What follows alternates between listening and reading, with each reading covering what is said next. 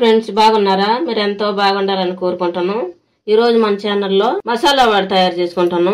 దానికి కావాల్సిన పదార్థాలు: పచ్చెనగపప్పు తీసుకుంటున్నాను. ఈ కప్పు తోటి 3 కప్పులు వేసుకుంటున్నాను.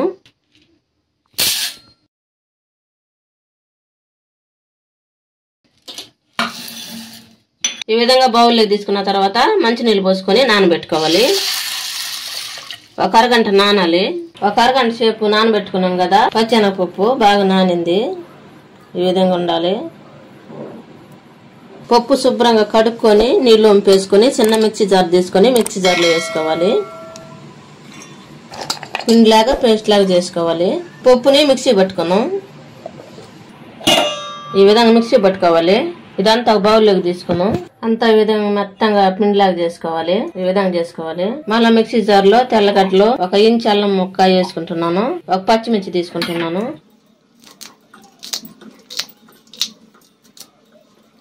ఈ మిక్సీ పట్టుకోవాలి.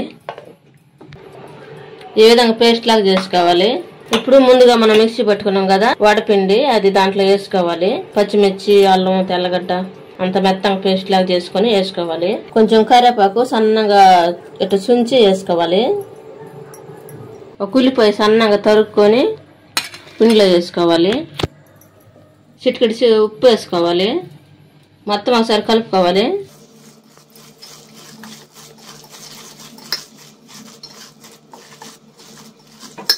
ఈ విధంగా కలిపి అంత శుద్ధంగా పెట్టుకోవాలి. దీనికోసం కళాయి పెట్టుకొని స్టవ్ వెలిగించుకోవాలి. ఆయిల్ పోసుకోవాలి తగినంత.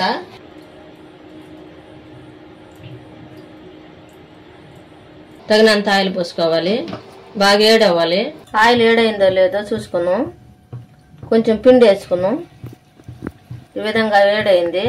ఈ విధంగా ఆయిల్ ఏడైంది కదా, కొంచెం వేసుకొని చూసాం కదా, ఒక కవర్ తీసుకొని కవర్కి కొంచెం వాటర్ పూసుకొని ముందుగా పట్టుకున్నాం కదా పిండి, అది ముద్దలాగా చేసుకొని మన వడలాగా తట్టుకోవాలి. ఇట్లా ఇప్పుడు ఆయిల్ వేసుకోవాలి.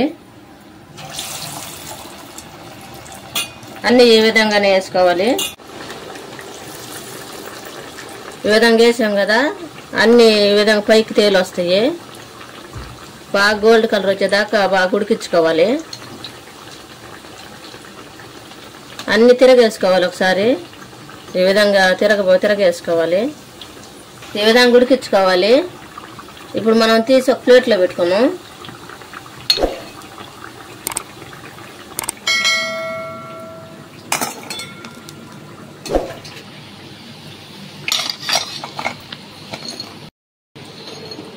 ఒక ఆయి తీసుకున్నాం కదా, మళ్ళీ ఇంకొక ఆయి వేసుకోవాలి. అన్నిట్లా వేసుకోవాలి. మసాలా వడలు తయారైనవి ఒక బౌల్లోకి తీసుకొని గార్నిష్ చేసుకున్నాం. అన్ని ఈ విధంగానే చేసుకోవాలి.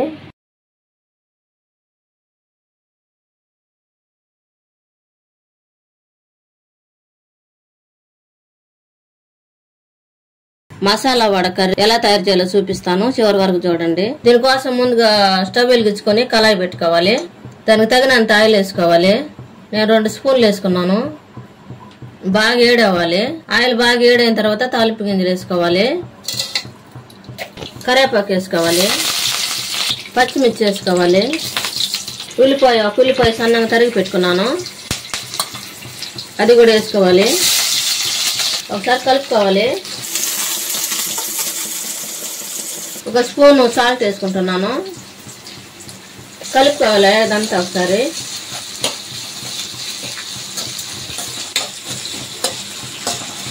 గోల్డ్ కలర్ వచ్చేదాకా కలుపుకోవాలి. ఈ విధంగా గోల్డ్ కలర్ వచ్చిన తర్వాత 3 తెల్లపాయలు వేసుకోవాలి. కూర కట్ట చెట్టుకు కొట్టి వేసుకోవాలి. 4 టమాటాలు సన్నగా తరిగి పెట్టుకున్నాను, అవి కూడా పోసి కలుపుకుంటున్నాను. ఇవన్నీ ఒకసారి కలుపుకోను, మూత పెట్టుకొని మగ్గించుకోను. టమాటాలు ఉడికినాయో లేదో చూద్దాం. ఇవి కలుపుకుంటా ఒకసారి మూత తీసుకుంటా కలుపుకోవాలి, లేకపోతే అడుగు అంటుకుంటాయి. ఈ విధంగా మగ్గిన తర్వాత 1 స్పూను పసుపు వేసుకోవాలి. 1/2 స్పూను కారం వేసుకోవాలి. మొత్తం ఒకసారి కలుపుకోవాలి.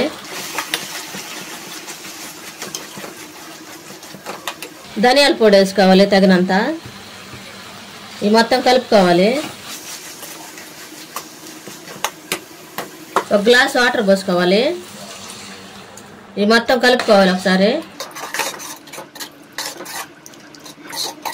మూత పెట్టుకొని కాసేపు మగ్గ పెట్టుకున్నాం. ఉడికిందో లేదో మూత తీసుకొని చూద్దాం. ఉడికింది. ఇప్పుడు స్టవ్ ఆఫ్ వేసుకొని ఒక బౌల్లోకి తీసుకోవాలి. ముందుగా చేసి పెట్టుకున్న మసాలా వాళ్ళు పులుసులో వేసుకోవాలి. మీరు కూడా మీ ఇంట్లో చేసుకుని ఎలా ఉందో మా కామెంట్లో పెట్టండి. మీకు నచ్చిందా లైక్ చేయండి, షేర్ చేయండి, సబ్స్క్రైబ్ చేసుకోండి, పక్కన ఉన్న బెల్ నొక్కండి. Thank for watching.